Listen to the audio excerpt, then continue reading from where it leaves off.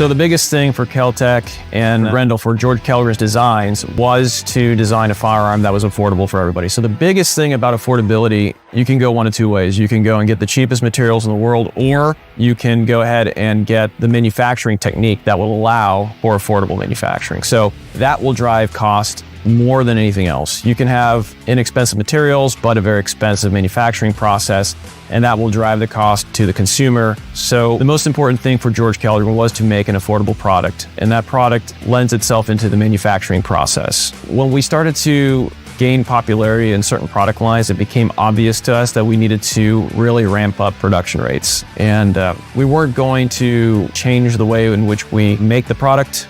We definitely still wanted US-based steel. We wanted US componentry. And so it was important for us to figure out a way that can do high volume manufacturing. So over the years, we designed and developed new products. Some of them lend themselves into turn milling processes. Others were for horizontals. And one of the products that we came out with was the P17 pistol. Now there's a particular part in the P17, probably the most complex CNC part of the P17, which is the bolt. Within the year, it was discovered that this is a very popular product for us, and we needed the volume to increase dramatically. We were producing these on 2 horizontal machines on 3 shifts. That was 6 employees.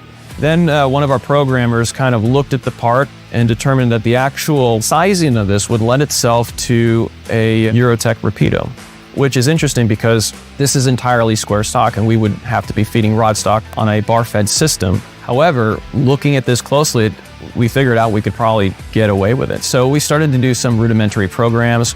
We started to do a little bit of experimenting with it. And sure enough, we were able to produce one. We had to get a custom collet, but that kind of was it. Now, interestingly enough, we went from 45 parts per shift on a single horizontal up to 185 parts. And the 180 parts per shift was on a single Eurotech run by a single operator that was able to attend other Swiss lathes. Once we were able to get this thing manufactured and repeatable, it kind of opened Pandora's box, and you kind of look at the rest of the factory going, okay, do I need to get another building? Do I have to buy 3 more machines? Or can I just get one machine, use my existing infrastructure, and then have our existing footprint that doesn't have to make that one part, make other things? And so it's certainly allowed us to take a broad view of all of our processes to see where we can maximize efficiency. The efficiency went up dramatically, and where you get to that is that you get cost savings towards the customer, because that's kind of what we're known for. Affordable firearms with next generation mechanical technologies in there with American-made steel and American-made components. And so that's what the Eurotech Rapido allowed us to do.